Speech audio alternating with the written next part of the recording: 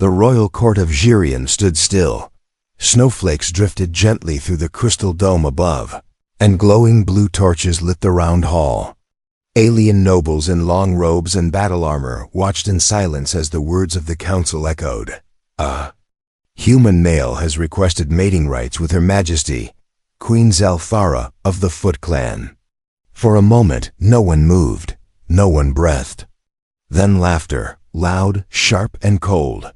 Queen Zelthara stood tall, nearly 3 meters of muscle, beauty, and deadly grace. Her skin shimmered with orange and gold scales. Her sharp eyes gleamed like molten fire. Her voice, though beautiful, was full of mockery.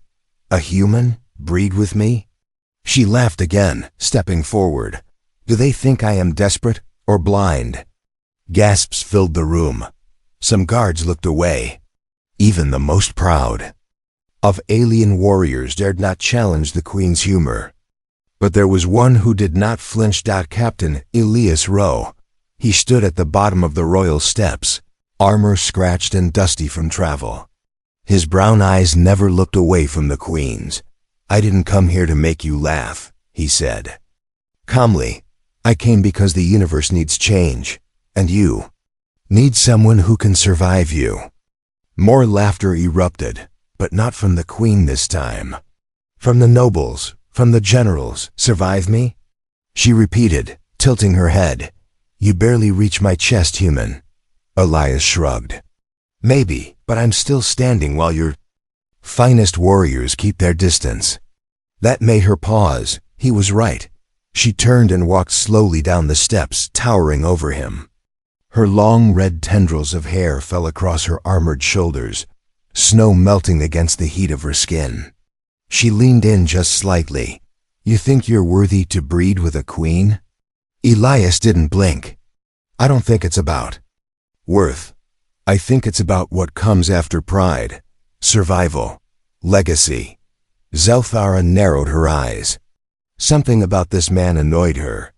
No fear, no nervousness. Just that steady look. For the first time in many years, she felt curious. She raised her hand, silencing the court. "Let it be known," she announced, "that this human has challenged our laws of mating. By Xirian custom, if he wishes. To prove himself, he must pass the 3 trials." The crowd gasped again. A voice shouted, "No human has ever survived even one." But the queen was smiling now. "Let him try." Elias simply nodded. "I accept." Later that night, Queen Zelthara stood alone in her chambers. Her claws tapped the edge of a control panel, cycling through images of Earth. Humans. Their weak bodies, their short lives, and yet, that man, Elias, he had not bowed. He had not begged. He had looked at her like she was not a goddess, not a ruler, but a challenge. Strange. She looked at her reflection, tall, powerful, perfect in every way. No man, alien or otherwise, had ever made her feel uncertain. But now she could not stop thinking, what did he mean by legacy? In his guest chamber, Elias checked his weapon, then his chest monitor. His heart was steady. He wasn't here for pride. He was here for something greater. The galaxy had changed. The human race had proven themselves in war, in science, in diplomacy. But still they were seen as weak, unworthy of true bonds. If he succeeded in the trials and gained the queen's acceptance, it would open a future no one could imagine. Not just a political bond, but a biological one. The first human-alien royal bloodline. It was dangerous. It was bold. But Elias had never feared the impossible. Back in the palace garden, snow fell silently. Queen Zelthara stepped outside, bare feet crushing the frost. She looked up at the stars and whispered to herself, human." She shook her head, but her hand brushed her belly. For the first time in her life she wondered, what if he was right? The royal arena had not been opened in decades, but now, fire poured from its massive vents, and the great iron gates creaked open, revealing a battlefield made of stone, ice, and shifting platforms. The sky above was hidden by a storm of black clouds. Lightning flickered like anger in the heavens. Queen Zelthara stood high above, arms folded, surrounded by nobles, generals, and warriors of many species. Her voice echoed through the air. Let the human begin the trials. Captain Elias Rowe walked forward, alone, no sword, no shield. Just his worn black combat suit and a calm face. The queen narrowed her eyes. He has no weapon? She whispered. Her advisor, a scaled priest, answered nervously. He refused them. Said he would win with only what humans are made of. That made her pause. No alien had ever dared enter the trial grounds without full armor. But here he was, again surprising her. The first trial was called the Fall of Beasts. From the edge of the arena, gates opened, releasing 3 giant hunters from the wild world of Fazrak. Each had 6 legs, horns like blades, and jaws large enough to crush stone. The crowd roared, expecting blood, but Elias didn't run. He waited. When the first beast charged, Elias didn't fight it directly. He dodged, using the moving stones to trap it between walls. He used his speed, not strength. He led the second beast into the path of the third, then leapt between them, forcing them to clash. It took time. It took pain. But in 10 minutes, all 3 beasts were down, not dead. Just defeated. The arena fell silent. The queen stood. What kind of man fights like that? She asked aloud. He could have killed them. He showed mercy, whispered one general, confused. Or strategy. Her heart beat harder, though she did not show it. Later that night, she called for her private servant. Bring me everything on Elias Rowe, she ordered. His battles, his records, his blood type. Hours passed. She sat alone, reading about a soldier who fought not for glory, but to protect weaker colonies. Who once saved an enemy child during war. Who once held the line alone while his crew escaped. Each page made her feel strange. He was not like other males. He was not like anyone. The next morning, she stood at the arena again. The second trial was older. Stranger, trial 2. The voice of ancients. He would enter a maze of alien ruins, built by a long-dead race. Inside, the voices of the past whispered madness, confusion, and fear. No one had reached the core without losing their mind. Elias entered without hesitation. The doors shut behind him. 10 minutes passed, then 20. Then 30. No sound. Nobles whispered. Did he fail?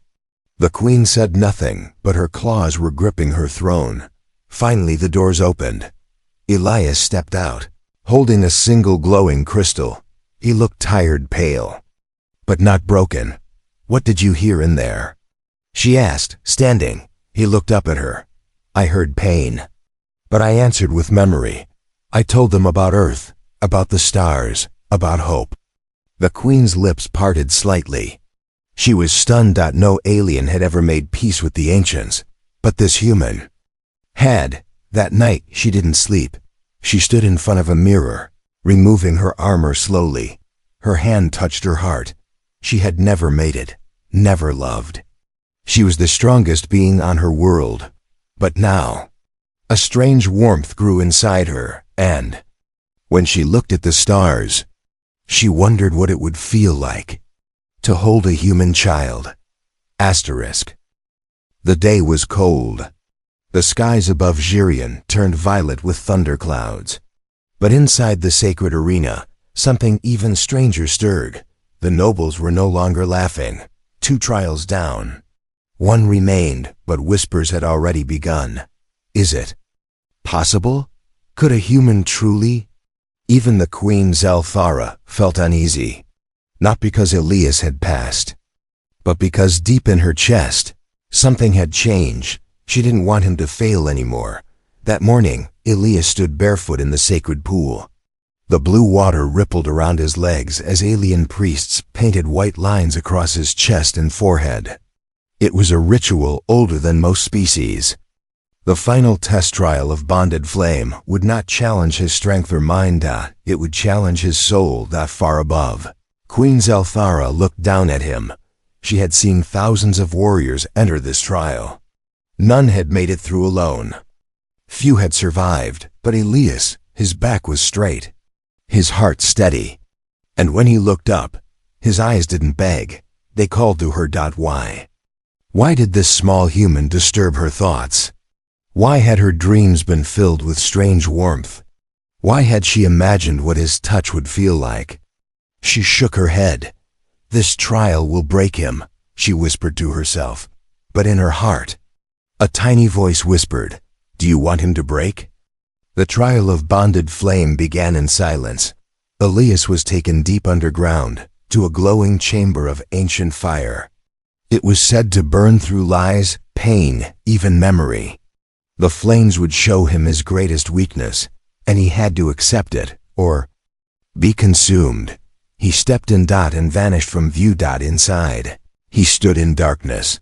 Then came voices. His mother's voice, crying as she died. His brother screaming during the war on Vega 6. His own voice, whispering, I'm not enough. Then came images. Children he couldn't save, lovers he never held. Dreams that broke before they bloomed.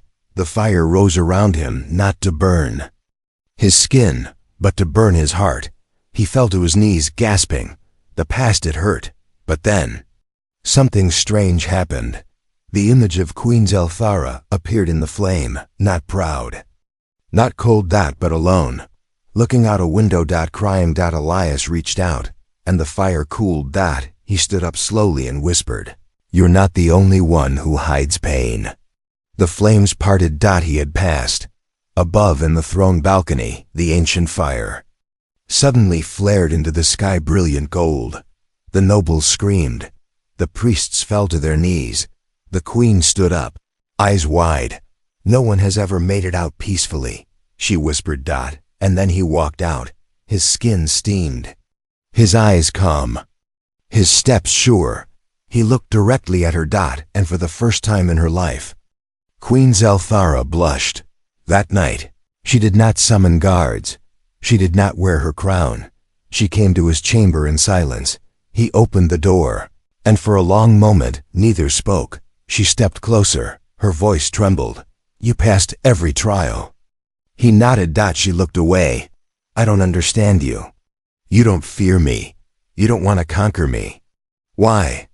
Elias smiled softly. Because I don't want to win you. I want to understand you. Her eyes widened. No one had ever said that.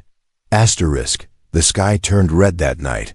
2 moons rose above the towers of Xirian, one blood red, the other soft and silver. In alien tradition, it was a night of reflection.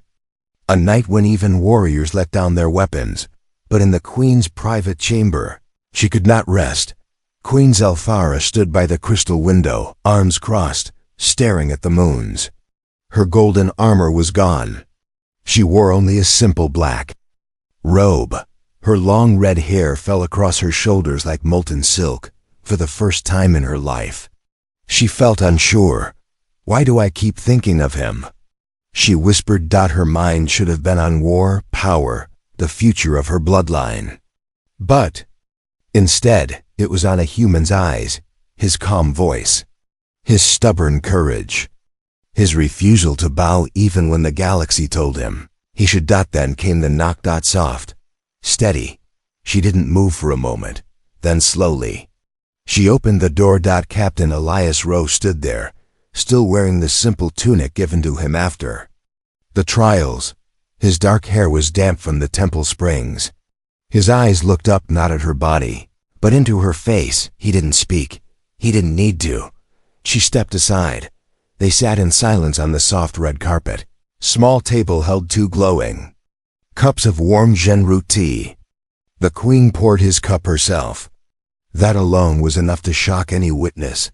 Had there been one. Elias took a slow sip. It's bitter, she smirked. Like me? He smiled. No, you're sharp. Not bitter. She raised an eyebrow. And you think you know me now? I don't, he admitted. But I want to. Those 5 words pierced deeper than any weapon. She stood and walked to the edge of the room, where the firelights glowed softly. Her long tail moved slowly behind her, the way it did when she was nervous, though she'd never admit that. You pass the trials. The court accepts you. My people won't oppose the bond if I agree. She turned back to him. But that doesn't mean I will. Elias nodded. I know. She took a breath. I was bred to rule, to fight, to lead a warrior race. No one ever taught me how to feel.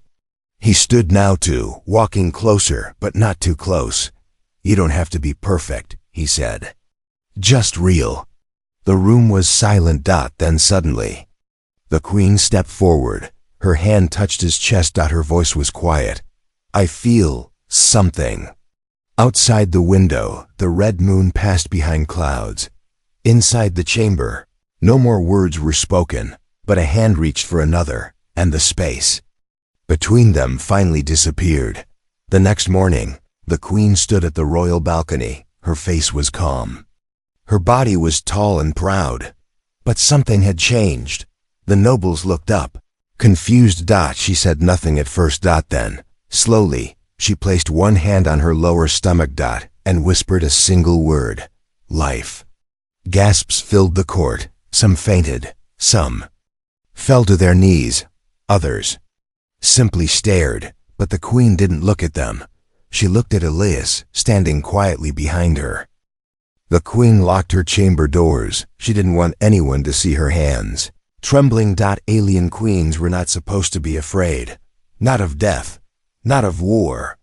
Not even of love. But now she was afraid of something small. Something growing inside her. A heartbeat. Not hers. His. The child. For the first time in her reign, Queen Zelfara canceled the War Council. She canceled training. She canceled tradition. The palace fell silent with rumors. Why was the queen hiding? Why did she not speak? Why did her golden armor hang untouched in the corner of her room? Even her closest guards were not allowed in. Except one. Captain Elias Rowe entered her chamber after being summoned quietly at night. He expected another conversation, another moment of connection. But what he saw shocked him. The queen, so powerful, so proud, sat on the edge of her bed, shoulders hunched, eyes red. She looked small. I feel weak, she said without looking up. You're not, he replied, stepping forward. She shook her head. You don't understand. I've never shared my body with anyone. Not willingly, not like this, and now. Her hand touched her belly. I feel everything. It's terrifying. Elias sat beside her. He didn't reach for her. He didn't speak. Right away. Then softly he said, strength isn't just in your armor. It's in what you're willing to carry. Even when it scares you. She turned to him. Her golden eyes shimmered. I don't know how to be a mother, she whispered. Elias smiled gently. Neither did mine, but she loved me. That was enough. Tears slipped down her cheek. She didn't wipe them away. For the first time, she let herself be seen. Raw. Open. Real. The next morning, the queen called a private gathering. Only her most trusted advisors and Elias were present. She stood with her hand resting on her belly. I carry a hybrid child, she said calmly. A child of human and Girian blood. The room was still. One advisor stepped forward. Your Majesty, what do you want us to do? The queen looked toward Elias. He didn't speak, but his presence filled the room. She took a breath. I want to protect this life, she said. And to do that, I must let go of some things. The generals shifted. Let go of what? One asked. The queen raised her head. My fear. Later that day, she walked with Elias through the royal gardens. She wore no crown, no armor. Just a simple robe and bare feet against the soft grass. Birds sang. Flowers opened under alien suns. I feel strange, she admitted. Why? I used to think love was weakness, she said. Now, I feel stronger than ever. Elias smiled. That's because you're not carrying just a child. You're carrying hope. She stopped, turned to him, and whispered, "Then I want that hope with you." Asterisk. The queen collapsed to her knees, not in pain, in shock. She had just returned from a morning council when her body trembled. Her hands instinctively went to her stomach. Something inside her moved. Not a kick. Not pain, a flutter, a soft thrum like a second heartbeat joining hers. The medics rushed to her side. One scanned her with glowing instruments. Another held her hand, though her claws nearly crushed it. Elias ran in, pushing past guards. "What happened?" he asked, eyes wide. The queen looked up at him. Her face was pale, her lips trembling. "He's real," she whispered. Then louder, "The child. He's real." Later she lay in a quiet healing chamber. The air was warm, filled with calming music from the oceans of Verith. Lights shifted slowly across the walls like soft waves. Elias sat beside her bed, silent. For once, the queen didn't act strong. She didn't hide her feelings. "I thought this bond was a joke," she said. "I laughed at the idea of breeding with you. I thought it would never happen." He nodded quietly. "But now..." She looked at him, eyes full of something deep and unspoken. "Now I feel like I was made for this, for us." She reached for his hand, not as a queen, not as a warrior, but as a woman. He held it, and for the first time, she closed her eyes. Not out of fear, but peace. The next day, word spread across the stars. The Queen of Xirion had bonded with a human, and was carrying his child.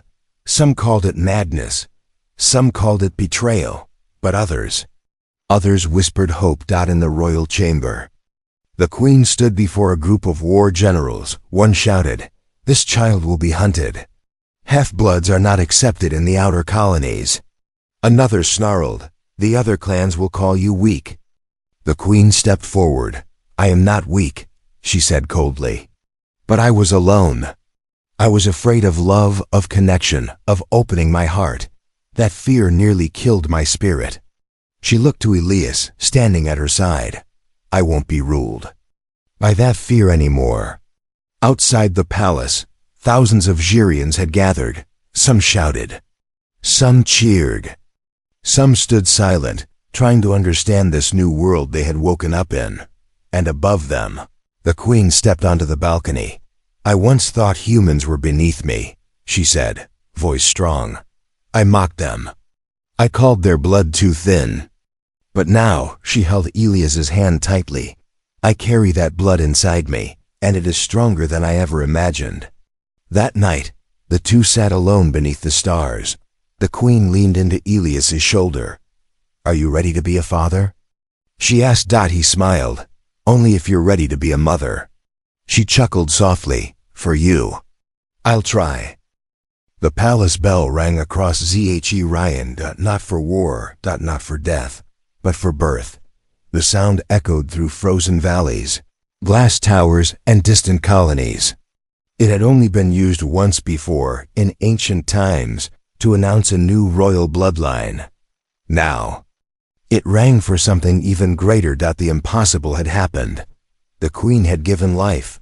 Inside the sacred birthing chamber, the lights were low, glowing soft blue and gold. The air was warm and still.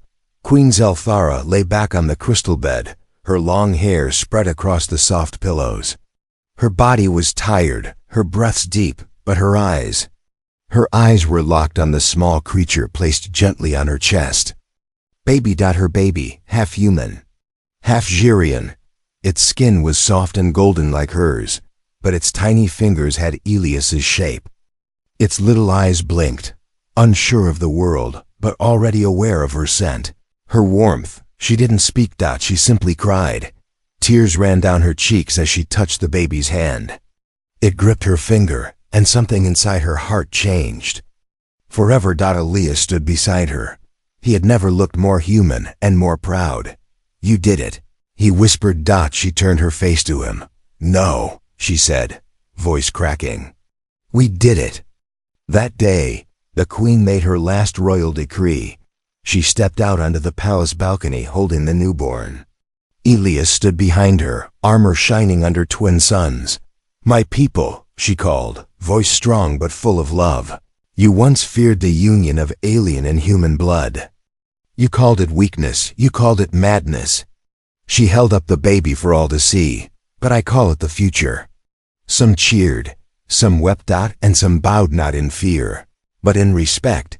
A queen once known for her cruelty was now known for something else, for hope. Years passed. The child grew strong, smart, and full of life. It ran through palace halls, laughing with both alien and human friends. No longer was bloodline a curse. It had become a bridge. Elias trained young warriors. Zelfara taught wisdom through peace.